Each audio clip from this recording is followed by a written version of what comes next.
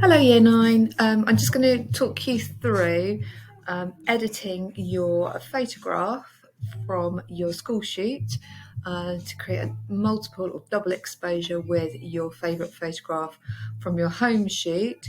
So hopefully we'll go from this to this. That's what we're aiming to do. So the first job that we want to do is to select our image. Remember, you've chosen your top 3 school shoots, so your top 3 portraits.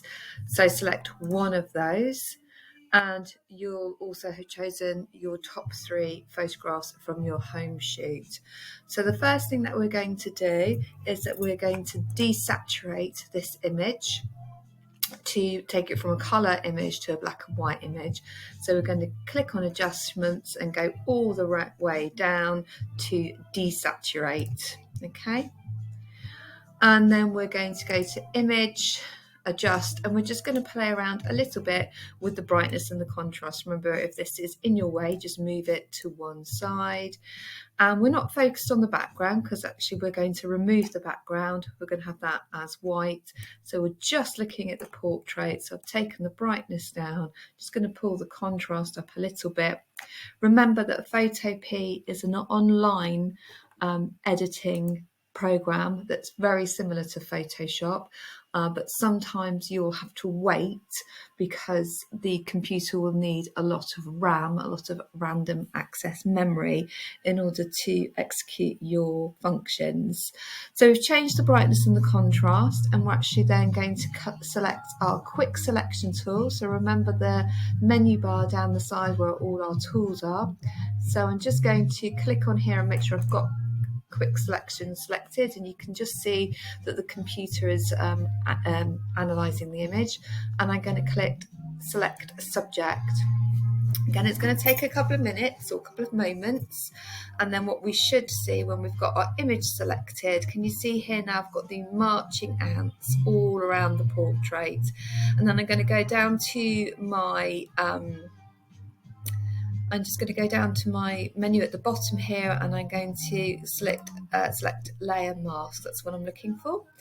And then I'm going to go to the right, and I'm going to click new adjustment layer, and I'm going to select color fill. And with my color picker, remember this is an American program, that's why color's not spelled correctly. We spell colour with a U. I'm going to click on white and click OK. And I'm just going to take that once my image analysis has been done. I'm just going to take that and move it below so that I have got the main image on top. Okay. Now I'm going to bring in my chosen image. So I'm going to go image, open and place. You may have seen earlier, here is the image that I've chosen. So I'm going to select open. And because I selected open and place, you can see I've got my little handlebars all the way around. So if I hold in the corner, you see I have a white arrow, which means I can resize my image. Or if I hover over, you can see I've got a black curved arrow, which means I can move my my image around. Now I'm just doing it really gently because obviously remember this is an online program, so sometimes it takes a little minute to do what you've asked it to do. So don't make really sudden movements because you're going to go too far. Just going to pull that in a little bit as well, just so that I've got it in the right place where I want it to be. Okay, just going to get it the right size, and I'm actually going to just move that so it is actually on top of my image. I'm just going to go back to my adjustment layer, my color layer. I'm going to just double click on that icon there, and then I'm just going to select the lightest part of my image and click OK. And then back on this image, and I'm going to click on my layer window, and I'm going to select screen, and there you go, there's my image there now. I'm just going to tweak a little bit the brightness and the contrast of this. I'm going to go image, adjustment, and back to brightness and contrast. Give it a minute to load, and then I'm just going to just really gently play with the sliders. I'm taking down the brightness. I might pull the contrast up a little bit, just so that I'm happy with it. And then what I want to do then is I just want to probably get rid of some of this area here. So I'm going to select my eraser tool, which is in the brush menu. It's here. I'm going to click on my selection, and I want a soft edge to my eraser, and I want a reasonable size to my eraser. So you can select it here and then just check the size as you go to your picture, and it's just asking me to rasterize. So I'm just going to, can you see I'm really lightly just erasing that background of my second image, my home shoot. Just got the edge of the hair there, but I quite like that. Oh, went a bit too far.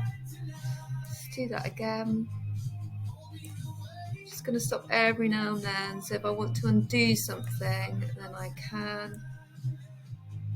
There we go. So you've used Photopea before, so a couple of reminders. You've got your history tool here that you can refer back to. So if you've done something you don't like it, you can head back through the steps that way. And obviously your layers screen here, make sure that you've got the layer that you're on selected because it is highlighted. I'm just going to take away some of that background, and then actually I'm going to just bring a little bit of detail out on the face, because obviously just the features, I think, probably. I might try a little bit here, maybe. Do I like that? No, I don't think I do. So I think I'm going to actually undo that bit. Yeah, that looks good. So my top image has got a bit of blue in it. If you want to keep some colour, then you can do that, or otherwise you can desaturate both images at the same time. So that's what we have now achieved. We've got 3 layers open, so we're going to have to go to Layer, Flatten Image, so that we've only got 1 layer selected, and then we're going to go to File, Export As, and remember that we export as a JPEG. And another window will open up to ask you if you're happy. So you can see a real close-up view. It's a little bit pixelated because it's so close up. We're just checking that it's JPEG and the quality, and then we've saved that. It's going to save down into our downloads. And then we need to make sure that we are opening that up and uploading it into our drive and to our slides. And then on our slides, we need to do our step-by-step and followed by an analysis. Okay, hope you've enjoyed that. One thing I did say about Photopea is it's very similar to Photoshop. There's lots of different ways of creating similar or the same outcomes. So you might explore a little bit more widely than the steps that I've chosen or talked you through here. Secondly, for your extension task, some of you might have a go at doing this in Photoshop, which is a much more complex program. Okay, fantastic. Thank you for listening and good luck with your film.